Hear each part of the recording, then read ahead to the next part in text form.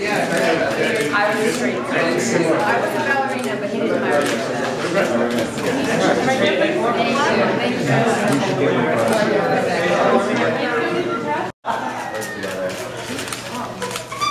Straight ahead for me. Oh, goodness gracious. There you go. Great. And there. More right down the middle. Oh. Sorry, don't like walk away, you fall over. Then right over here, please. Second. Thank you.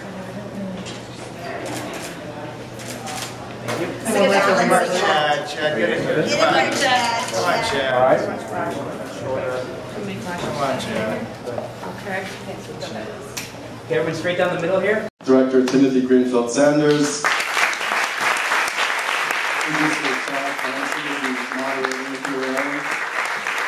And wonderfully honest, Pat England and Carol.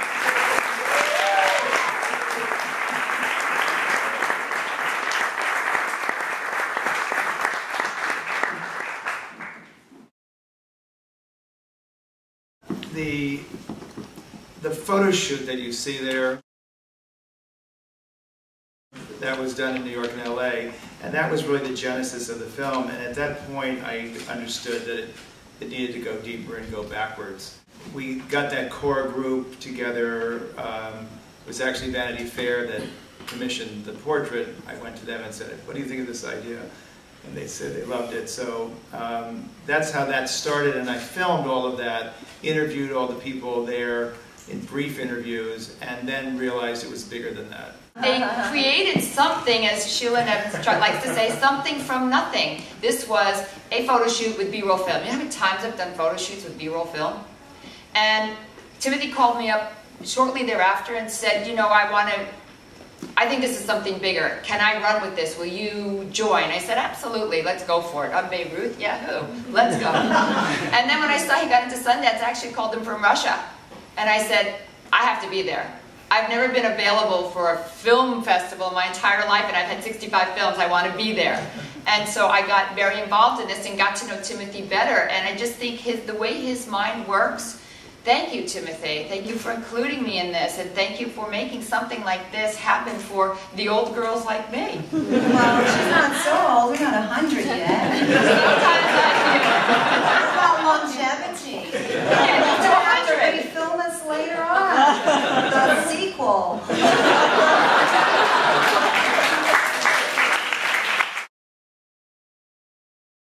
I mean, Timothy allowed us to speak out, you know, and there's no end, you know, you just always keep going, as you said, you know? Pat turned to me, we were watching tonight, and she said, I never had heard Cheryl Teague speak. And I think a lot of this is that, you know, you saw the faces of these women, yeah, but you never, you guys know each other. Some of them shouldn't speak, yeah. But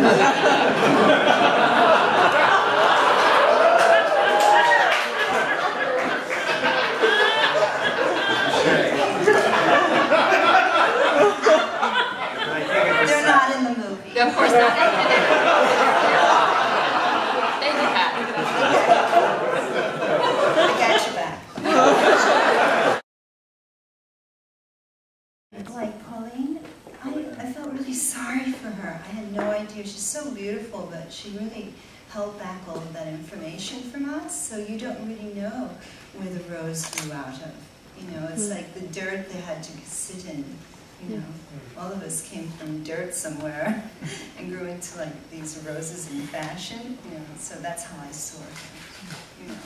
Actually, I knew Pauline and I worked with her quite often, so I knew her whole story. Pat, I didn't know your story. Oh, Truthfully, when you started talking about the prejudice and, you know, the origination of ebony and, you know, just I sat there in shock because I considered you a contemporary of mine in a sense, even though you came before me, and we are contemporaries because I know you. yeah, we traveled together. Yeah, we've done lots of things together. You took me to Japan. We were in Japan with us. Yeah, she broke me in. She's She broke me in. Yeah, my first trip. Yeah. But to know that you had gone through all of that, I think you held that in pretty well. It didn't make you sour at all. It made you I don't know, even more tolerant and more beautiful to me. It's fashion. Fashion makes you beautiful. Just the idea of having something nice to wear just makes you feel fresh like Sunday school. For my whole body of work as a photographer and as a filmmaker, it's all about achievement. So you look at any of the films, even the porn stars are the best at what they do. You know, fucking, but it's still that they are tops in their fields. And I think that's what's always attracted me to people I photographed, that whether they're the 700 artists that I photographed over the years, not all of whom are famous, but they're incredibly accomplished and driven, and I love seeing people that know who they are and know what they want to do. And I think these were women who had that quality, that really turned something that was a very temporary world, you know, a few years you get as a model, they turned it into careers and reinvented themselves. So I'm also fascinated by reinvention. As someone who's 60, you have to kind of reinvent yourself as you get older, and this film is in a sense it's a metaphor for that. I think he was in love with us. And we loved him too. You know, we protected him. You know, we made his day fun because we all had such a good time back there in the dressing room. You know, telling our love stories and, you know, getting in and out of trouble and having champagne and, you know, just draping it away, pinning and draping, sewing and cutting like the backside of a peacock. And then we get out and open our feathers up and voila, you know, go show off. You know, okay, now it's time to show off. My parents were great. They were, you know, really tough on me as a kid. My mom especially, very tough on me. And I was extremely disciplined myself and had a lot that I felt I needed to live up to make my father proud, because when he was proud of me, he always really smiled big, and that was always really kind of cool. My father had this great way, because he was a military man, he was also a New York City fireman. He had this great way of making you feel like what you were doing was for you, but you were really doing it for him. And I always thought that was really what a great leader was all about.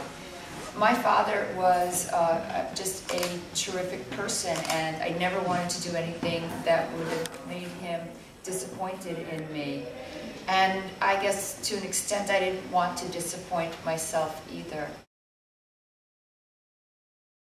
I was in the Army. I had entered into the Army after high school because at that time, of course, it was 1978, and they didn't really promote women in the Army. So I figured if I went into the Army, if I went into Army ROTC, that once they got to know me, they would give me my scholarship. So I went into Army ROTC, I went to Hofstra, which was right across the street from my father's reserve center on Long Island, and put myself back in for a scholarship the following year. And I worked really hard to get it.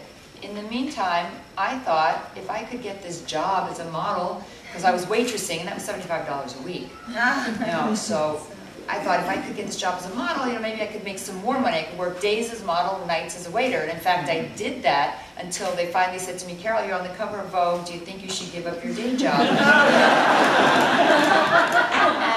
I was reluctant to do so because modeling to me did not seem like a very secure future. It's feast and famine. No. She grew up on stage. Her first show, she was 3 years old, was on the Spanish Steps. And she came down the steps by herself in the spotlight at 12 p.m. midnight. And when she got to the bottom, she handed the rose to Laura Biagiotti. She walked off stage and she fell asleep. And I had to carry her home. So I've been very supportive. I think it's important that you have people around you to guide you in this career when you start. I've also owned a model agency for 20 years in Italy. And, you know, it's just a business that you can enjoy, and she's enjoying herself. So that's the important thing, to love it or leave it.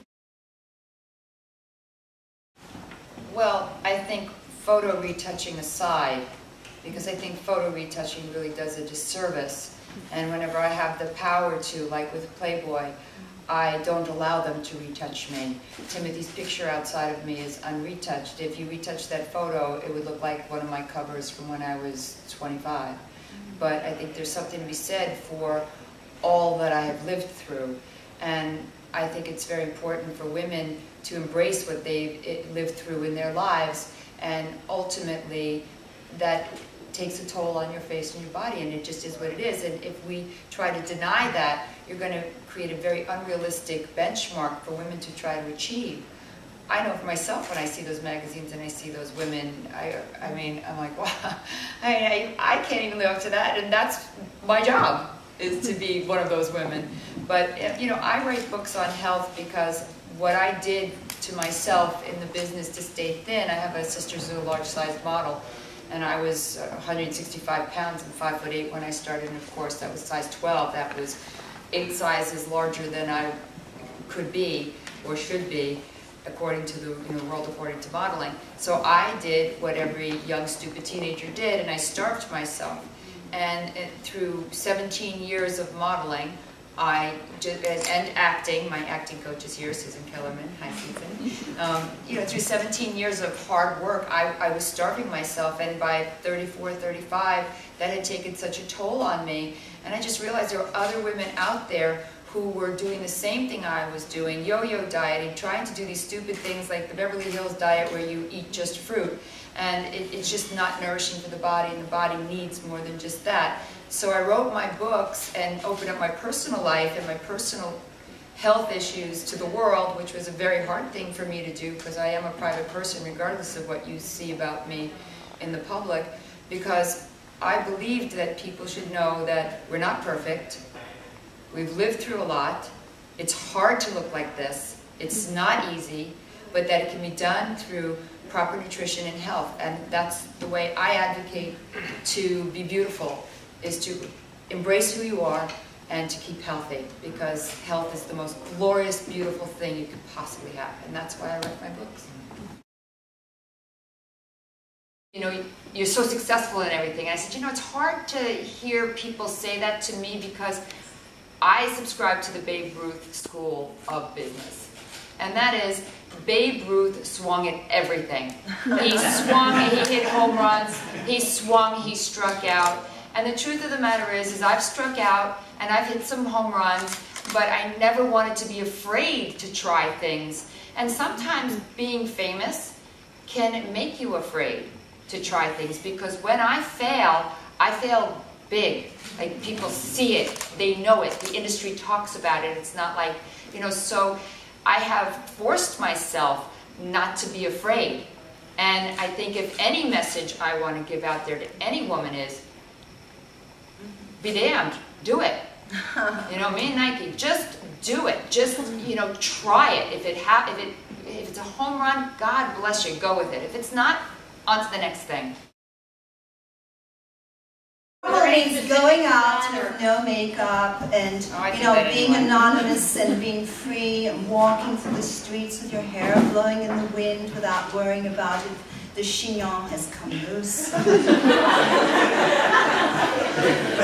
If one hair is out of place, then you are fired. If you do remember that show we did, were you there for Valentino when you said you can't bend your arms? Arms, yes. Oh, we're not even allowed to bend our arms? What kind of Barbie is that? Excuse me, we weren't allowed to have breasts. What kind of Barbie was that? I never had any. I wasn't missing that, but the whole point was that, you know, just to be able to be a real person and to have fantasy is a choice, you know? And in the world of fashion, it's just an illusion. And we all have our fantasies. And you, when you put your mascara on, that's a fantasy. When you keep your face clean and you want to be sparkly, that's a fantasy too. It's a choice, you know? And so we all have the choice of making ourselves as, you know, as honoring ourselves. That's the choice. And we need to honor ourselves in fashion or out of fashion.